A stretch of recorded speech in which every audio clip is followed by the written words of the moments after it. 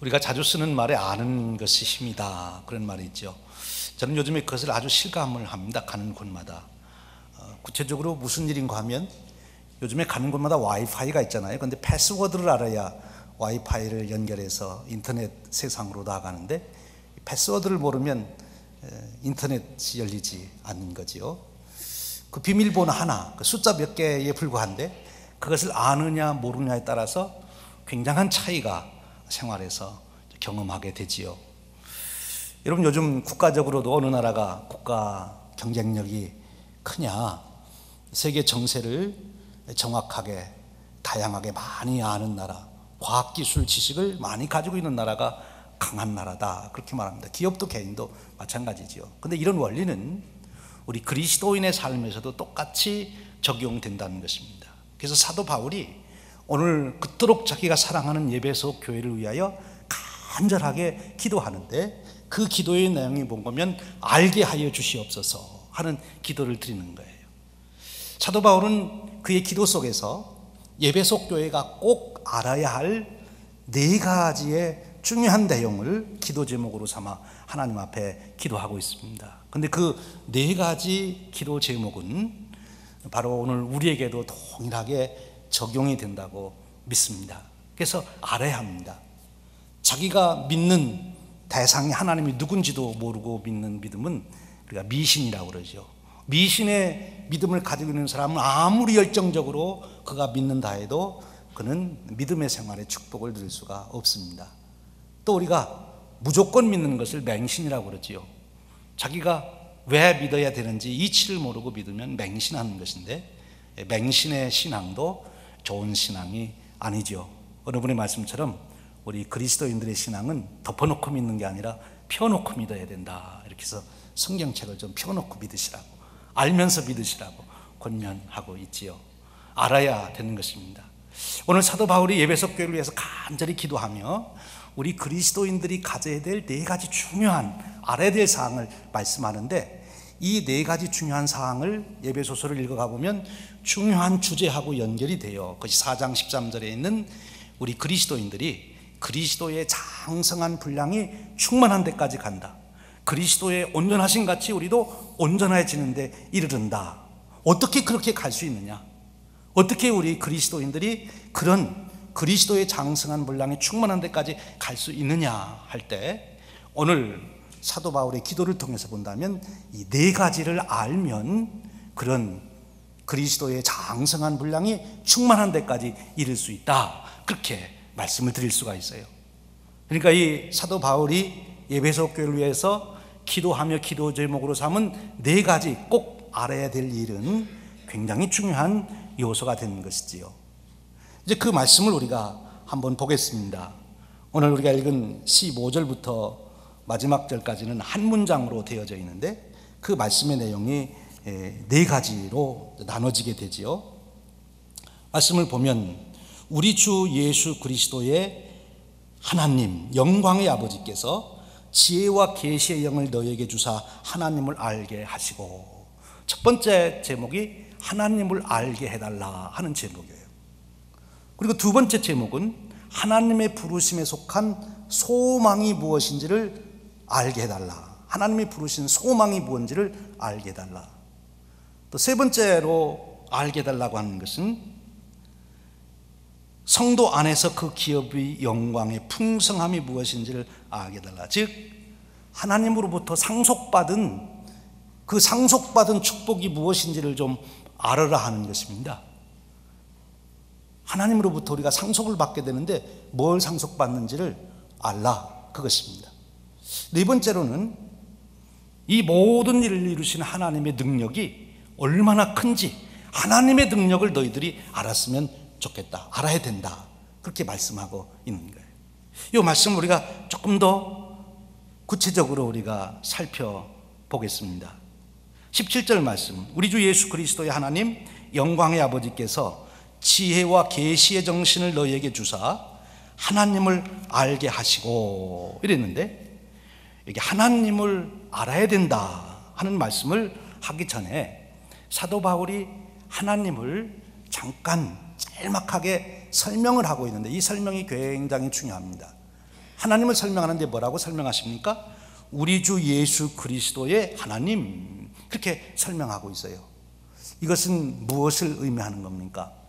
우리가 하나님은 오직 우리 주 예수 그리스도를 통해서만이 알 수 있다. 하나님의 온전한 모습, 하나님을 바르게 아는 길은 세상 만물을 연구하거나 깊이 수련을 하거나 돌을 닦아서 하는 것이 아니라 우리 주 예수 그리스도를 통해서만이 하나님은 정확하게 알 수 있다, 그 말씀입니다. 예수님을 통해서 나타나신 하나님, 예수님을 통해서 역사하신 하나님의 은혜를 경험하는 것, 그것이 가장 중요한 일임을 말씀해 주시고 있지요. 그런데 그 하나님을 무엇이라고 표현하는 것, 오늘 조금 더 우리가 집중해서 꼭 기억할 말씀은 영광의 아버지, 이렇게 하나님을 설명하고 있어요. 예수 그리스도를 통해서 나타나신 그 하나님을 영광의 아버지다, 이렇게 표현해요. 왜 하나님을 영광의 아버지라고 여기서 표현했을까? 그것은 우리가 쉽게 알 수 있는 대로 하나님이 영광을 받으실 분이다, 그런 뜻이겠죠. 왜 하나님이 그러면 영광을 받으셔야 됩니까? 하나님은 완전한 분이시기 때문에 그렇습니다. 하나님이 완전하시다는 것이 나에게 어떤 의미가 있나요? 오늘 말씀의 문장을 분석해 보면 주어가 누군 거면 하나님이세요. 그래서 하나님이 이 일을 이루시는데, 하나님은 완전한 분이기 때문에 결국 하나님이 이루시는 일은 완전하게 이루어진다 하는 것입니다. 여러분, 예배소설을 읽으시면서 아니면 그동안 교회 나와 신앙생활한 말씀을 들으면서 그런 생각이 혹시 여러분들에게 들지 않으셨어요? 아니, 내가 예수 그리스도의 장성한 분량에 이른다니 내가 나 같은 사람이 어떻게 그렇게 될 수가 있어? 아니, 저분 저렇게 기도 열심히 하고 저렇게 헌신되면 저분은 몰라도 나는 안 될지 몰라. 또 때로는 옆에 있는 분들을 보면서 저 사람은 안 될 거야, 혹시 그런 생각을 갖지는 않으셨어요? 근데 여러분 잘 생각해 보세요. 우리가 스스로 노력해서 그리스도의 장성한 분량에 이른다면 우리는 도저히 그것을 이룰 수가 없어요. 그런데 누가 우리로 하여금 그리스도의 장성한 분량에 이르도록 역사하시느냐? 하나님께서 그렇게 만드신다는 거예요.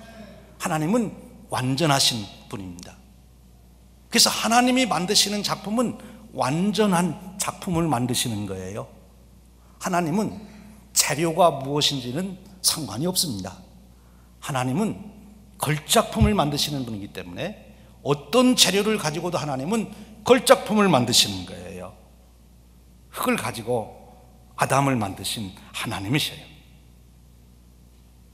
우리가 에베소 교인들의 상황으로 돌아가 본다면 에베소 교인들은 조금 열등의식이 있었어요. 누구하고 비교해서요? 에베소도 굉장히 큰 도시고 문명이 발달했던 로마 시대의 3대 도시 중에 하나인데, 그래도 그들이 좀 열등감을 가지고 있었는데 누구에 대해서 그랬을까요? 로마에 살고 있는 사람들, 자기들이 에베소에서 아주 세계 문명의 도시를 이루며 산다고 하지만 로마에 비하면 안 되거든요. 자기들은 로마 시민권도 없는 사람들이 많아요. 노예들도 있어요. 이방인들도 있어요. 그런 사람들이 생각할 때 하나님이 우리를 통해서도, 하나님이 나도, 나 같은 노예도, 나같이 지식이 없는 사람도, 나같이 헬라 철학의 지식도 없고 나같이 신문도 없는 사람, 그런 나 같은 사람도 하나님이 그러면 그렇게 만드실 수 있나? 예, 그러실 수 있다는 거예요. 하나님은 누구도 그리스도의 장성한 분량에 이르도록 만드시는 그런 하나님이시다. 하나님이 이루시는 거예요. 하나님은 우리가 지식이 많든 적든, 내 신분이 왕이든 아니면 노예든 상관이 없어요. 내가 IQ가 160이든 아니면 자폐 증상을 가지고 있든 상관이 없어요. 하나님은 우리 인간의 어떤 조건에 관계없이 우리를 온전하게 만드실 수 있는, 우리를 새롭게 해주시는 그런 분이십니다. 그래서 하나님은 영광을 받으셔야 되는 거예요. 그래서 우리가 하나님께 영광을 돌리시는 거예요. 사랑하는 여러분, 하나님은 여러분의 인생을 완전하게 걸작품으로 만드시는 하나님이심을 믿으시길 바랍니다. 그 하나님께 우리가 영광을 돌리는 거지요. 놀라운 하나님의 은혜입니다. 그래서 영광의 아버지이세요. 그런가 하면 하나님께서는 그 이루시는 모든 일이 하나님이 하시는 일이니까 우리가 할 일은 없어요. 내 공로로 되는 것이 아니고 하나님의 은혜로만이 그 역사가 일어나요. 그래서 오늘 사도 바울은 기도하는 것입니다. 내 수고와 노력으로 된다면 사도 바울이 야 우리 열심히 합시다 이렇게 얘기할 텐데 열심히 합시다 하지 않고 하나님의 은혜를 구하는 기도를 드리고 있어요. 왜? 하나님이 주체자시고 하나님이 주권자시고 하나님이 이루시기 때문에 그런 것입니다.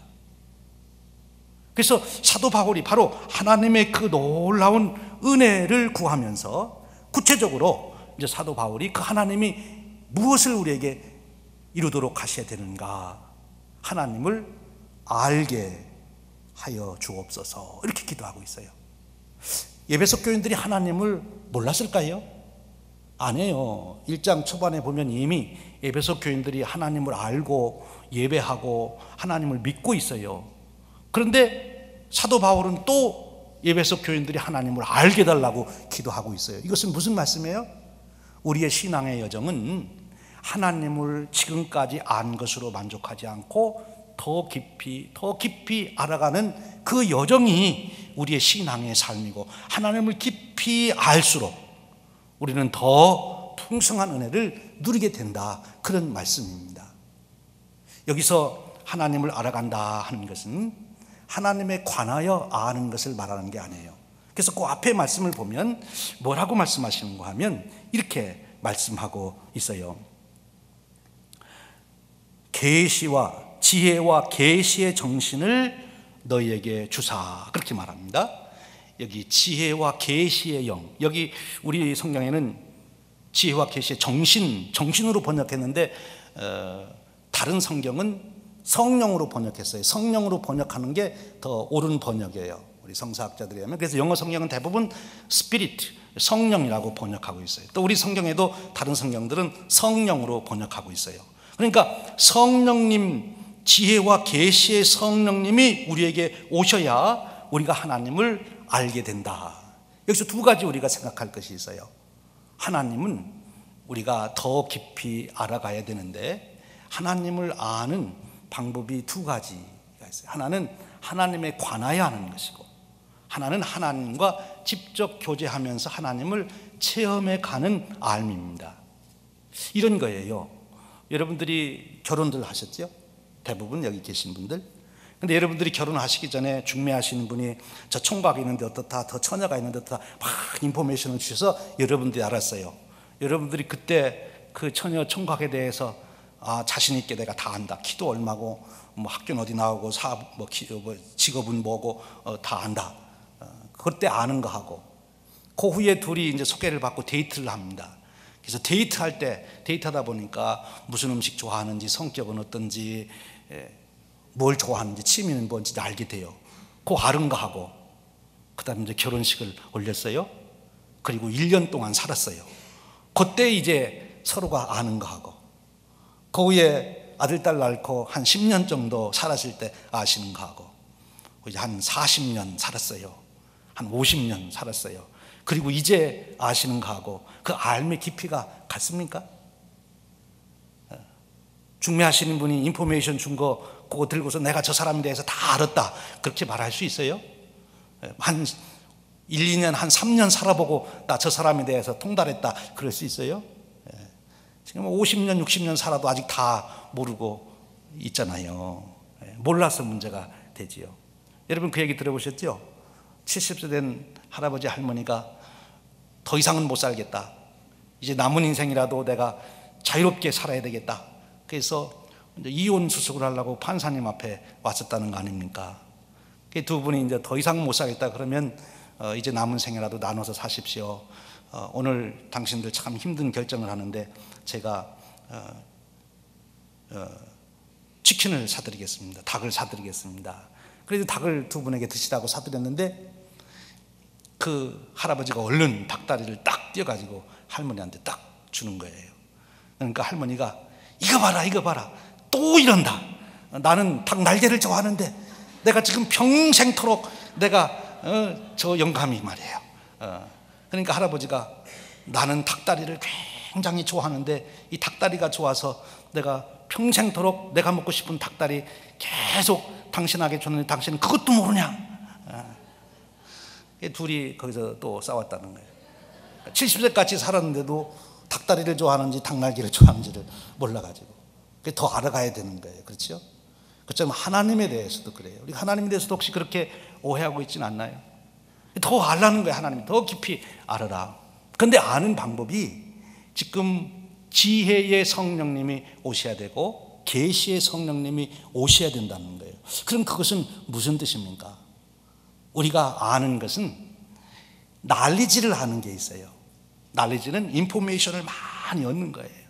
그건 책을 읽어서도 알 수 있고 다른 사람 얘기를 들어서도 알 수 있고 성경을 읽어서도 알 수 있고 많이 아는 건데 그 지식이 지혜가 되려면 어떻게 해야 되느냐? 그러면 그 지식을 자기의 생활에다가 프랙티스, 적용을 해야 지혜가 된다는 거예요. 마치 이런 것 같은 거예요.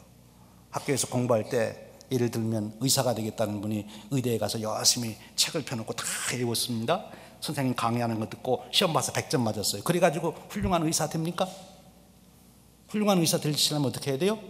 인턴도 하고 레지던트도 하고 가서 프랙티스를 해봐야죠. 프랙티스에서 그 지식이 자기의 기술로 나타나지 않으면, 의술로 나타나지 않으면 훌륭한 선생님 아니에요. 오늘 우리가 신앙생활하면서도 하나님의 말씀에 대해서 많이 아는 것, 책 몇 권 읽어가지고 암송한 것, 그것이 문제가 아니고 내 생활 속에 하나님 말씀을 실천해서 그 실천할 때 성령님께서 우리에게 이루시는 것이 지혜를 주시는 거예요. 지혜가 오면 나타나는 현상이 뭔가면 분별력이 생깁니다. 영적으로. 그리고 판단력이 생깁니다. 그리고 결단력이 생기는 거예요. 성령님께서 말씀을 프랙티스 할 때 우리에게 오셔서 우리가 판단력이 생기도록, 분별력이 생기도록, 판단하도록, 그리고 결단하도록 그렇게 이끌어 주시는 거예요. 그런 지혜가 너에게 있어야 된다. 그 말씀을 하시는 거예요. 여러분, 하나님 말씀 알고 계신, 날리지로 알고 계신, 지식으로 알고 계신 것을 여러분의 삶에 실천해서 그 실천하는 과정에 하나님이, 성령님이 지혜를 주시는 그런 축복이 저와 여러분에게 주어지시기를 축원합니다. 그 다음에는 계시의 영이라고 그랬어요. 계시의 영은 뭔가면 나로서는 도저히 알 수 없는 것을 하나님이 열어서 보여주는 거예요. 신학적으로 하나님은 절대 타자이시기 때문에 인간이 도저히 하나님을 알 수가 없어요. 신묘막측하신 분은 다만 하나님이 열어주시는 것. 오늘 변화산 변모 주일인데 예수님도 제자들을 세 사람을 놓고 자신이 누구인지를 변화산에서 열어주니까 그때서 예수님이 누구신지를 알게 된 거예요. 자기들이 연구해가지고 아는 게 아니에요. 그런데 그런 계시의 영이 내게 역사하려면 어떻게 해야 되느냐? 오늘 내게 일어나는 사건 또는 하나님의 말씀, 이미 들은 지식을 가지고 묵상을 해야 된다는 것입니다. 하나님, 저로 깨닫게 해 주시옵소서. 오늘 일어난 이 일이 무슨 뜻입니까? 그리고 하나님께서 계시해 주시는 것은 한 번에 모든 것을 알려주시는 것이 아니라 그때 필요한 대로 깨우쳐 주세요. 예수님의 세자들이 예수님 따라가서 변화산에서 예수님 변화된 것을 보고 베드로 같은 사람은 여기다 집을 짓고 살겠습니다, 그 정도 수준에서 알았는데 나중에 이 베드로가 그 변화산에서 체험한 예수님의 변화된 모습을 통해서 정말 놀라운 그리스도의 본체를 알아가는 그 지혜를 그의 서신서에 고백하고 있는 것을 보게 돼요. 여러분, 우리에도 그런 은혜가 주어져야 돼요. 오늘 내 삶에서 성령님께서 내게 계시해 주시는 그 은혜, 깨달음, 똑같은 사건이지만 오늘 경험한 사건하고 또 다음에 경험하는 사건하고 성령님이 역사하시면 새로운 깨달음을 주시게 되는 것입니다. 그런 깨달음이 우리에게 끊임없이 일어나야 되는 거지요. 그러기 위해서 우리가 할 일은 하나님, 제게 계시의 영을 부어주시기 원합니다. 제가 하나님의 뜻을 깨달을 수 있도록 저를 감동하시고 이끌어 주시기를 원합니다. 마음의 문을 열을 때 지금까지 알고 있는 내 지식으로 선입견으로 꽉 막아놓지 않고 마음의 문을 열을 때 그때 성령님은 우리에게 역사하셔서 새로운 하나님의 뜻을, 하나님의 세계를 깨달아 가게 하시는 거예요. 그래서 하나님을 알라는 것입니다. 그 다음 두 번째로 무엇을 알게 하냐? 부르심의 소망을 알게 해라. 이 부르심의 소망은 로마서의 말씀에 의하면 궁극적으로 천국을 말씀하는 거예요.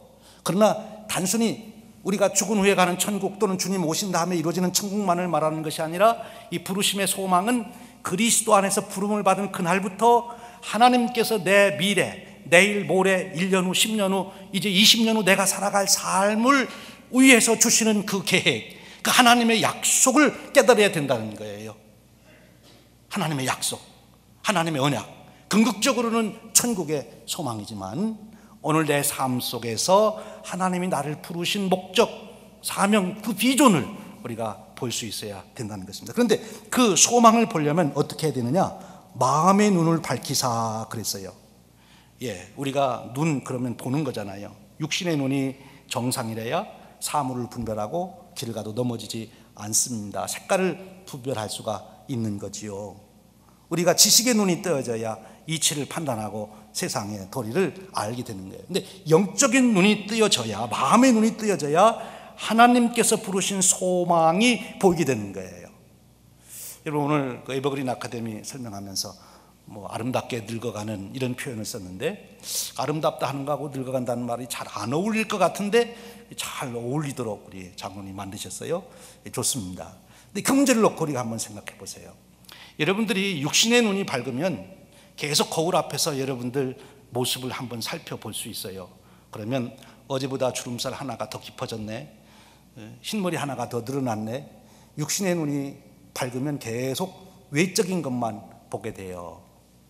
내 지금 세이빙 어카운트에 돈이 얼마 있었는데 얼마밖에 안 남았네, 이런 것만 보이는데, 마음의 눈이 열리면 우리의 겉사람은 후패지만 우리의 속사람이 새롭게 되는 것을 볼 수 있어요. 하나님의 은혜로 내가 1년 후에, 5년 후에, 10년 후에 내 모습이, 내 삶이 어떻게 변하고 바꾸어지는지를 여러분들이 볼 수 있으셔야 된다는 거예요. 그래서 마음의 눈이, 영적인 눈이 열려야 되는 거예요.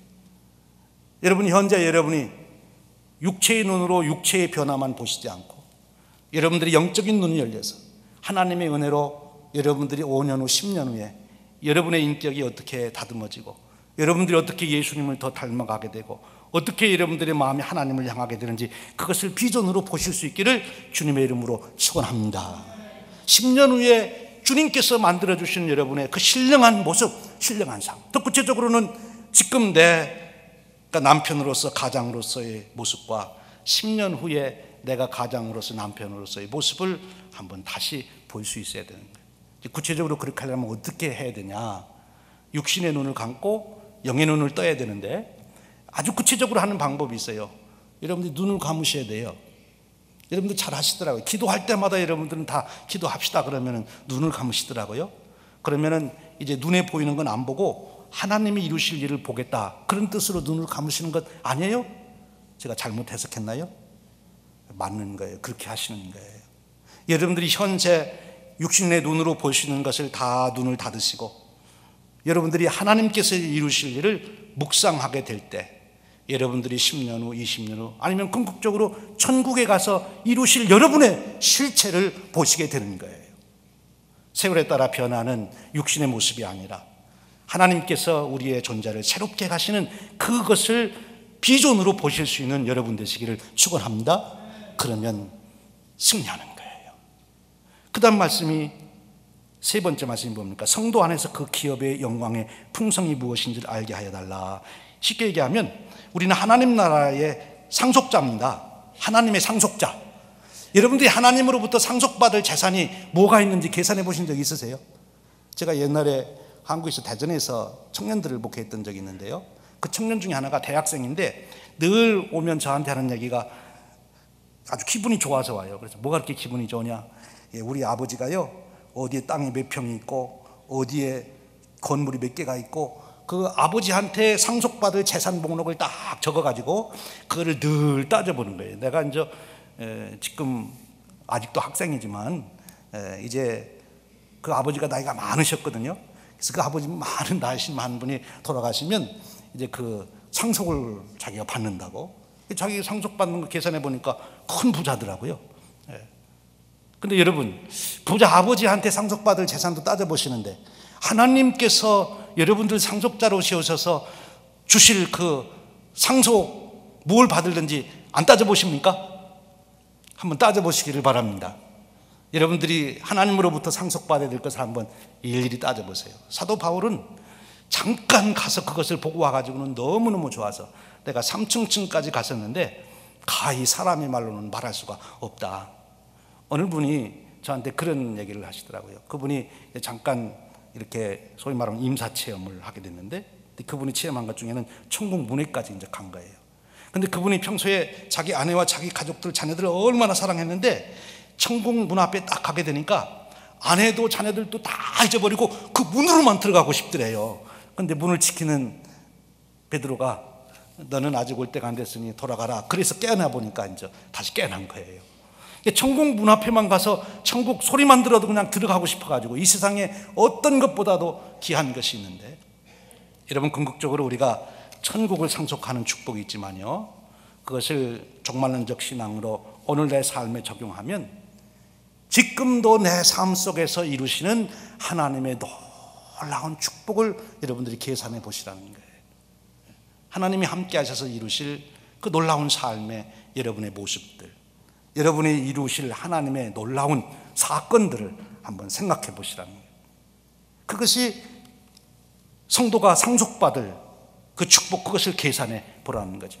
당시 로마 사회 속에서 상속을 받게 되는데 나는 귀족이 아니니까 상속할 것이 없다.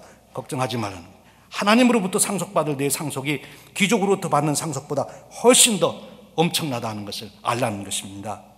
그때 우리는 기쁨과 평강을 누리게 되죠. 마지막으로 하나님의 능력이 얼마나 큰지를 알아라 하는 것입니다. 이제 22절 이하에 2장 10절까지 하나님이 이루신 능력이 얼마나 큰지를 자세하게 설명하고 있어요. 한마디로 신묘막측하다. 하나님의 능력은 정말 가히 측량할 수가 없다. 하나님이 이렇게 엄청난 역사를 이루신다. 그 하나님이 여러분의 인생의 주관자가 되신다는 거예요. 그것을 알라는 거지. 그래서 초대교인들은 순교하는 현장에서도 두려워하지 않습니다. 풍랑이 와도 염려하지 않습니다. 왜? 하나님의 그 능력의 하나님이 나를 붙들고 계시기 때문에. 사랑하는 여러분, 여러분들을 붙들고 계시는 하나님의 능력이 얼마나 크신지 여러분들이 현실의 삶 속에서 체험하시는 축복이 있으시기를 축원합니다. 그 하나님을 바라보십시오. 그 하나님을 의지하십시오. 그 하나님께 여러분의 인생을 맡기십시오.